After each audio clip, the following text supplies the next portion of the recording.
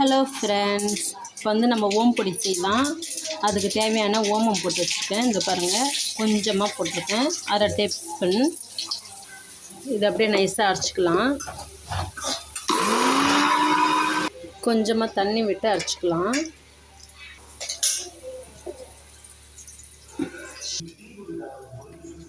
அரிசி மாவு 1 cup, 100 gram அரிசி மாவு. கடல மாவு வந்து 1.5 கப்பு. கடல மாவு வந்து 150 கிராமு. அரிசி மாவு வந்து 100 கிராம். சால்ட் உப்பு கொஞ்சம் போட்டுக்கலாம். பெருங்காயத்தூள் 1 சிட்டிகை. கொஞ்சமாக மஞ்சள் தூள் போட்டுக்கலாம் கலர் வரத்துக்காக.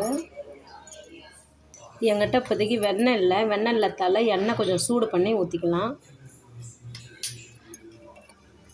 வெண்ணெய் இல்லைன்னா எண்ணெயும் போட்டுக்கலாம், அதுவும் நல்லா தான் இருக்கும் டேஸ்ட்டு. இதை நல்லா கை வச்சு பிசைஞ்சிக்கலாம். நல்லா கலந்து விட்டுட்டு அதுக்கப்புறமா இந்த ஓமம் அரைச்சி வச்ச தண்ணியை கொஞ்சம் கொஞ்சமாக விட்டு பிசைஞ்சிக்கலாம். மாவு வந்து இப்போ பிசைஞ்சாச்சு. இப்போ ஓமம் தண்ணியை அப்படியே வடிகட்டி எடுத்துக்கலாம். ஓமம் தண்ணி அப்படியே வடிகட்டிக்கலாம்.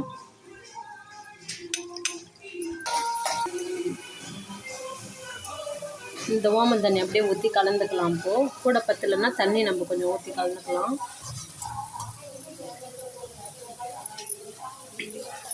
மாவு கொல கொலன்னு இருக்கக்கூடாது, அதே நேரத்தில் ரொம்ப கெட்டியாகவும் ஆகக்கூடாது, மீடியமாக பிசைஞ்சுக்கணும்.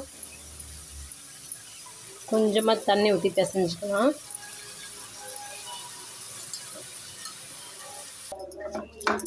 நல்லா பிசைஞ்சு எடுத்தாச்சு. இதை பாருங்கள், மாவு வந்து கரெக்டாக இருக்குது.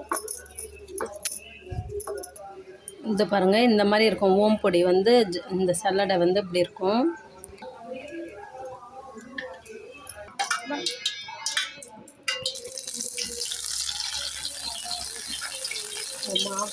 எண்ணெய் காஞ்சிடுச்சு. இப்போ அப்படியே பிழிஞ்சு விடலாம்.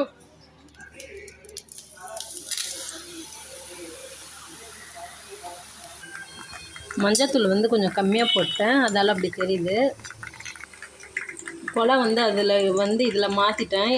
அதில் ரொம்ப ரஃப்பாக இருக்குது, நெருக்க வரல, அதால் முறுக்கு பிழிகிற கொல்லாலே இடியாப்பம் தட்டு வரும், அதிலே பிழிஞ்சிருக்கேன். பாருங்கள், இந்த பாருங்கள், ஓம் பொடி சூப்பராக வந்துருக்கு பாருங்கள்.